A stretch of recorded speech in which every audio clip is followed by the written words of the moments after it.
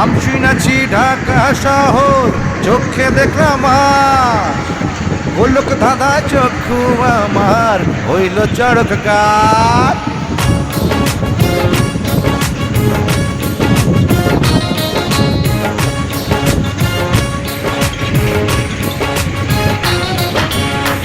এত সুন্দর ঢাকা শহর বানাইয়াছে কোন কারিগর, নেশা নেশা জাগে এই না নজরে।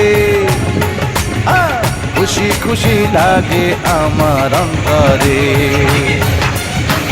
এত সুন্দর ঢাকা শহর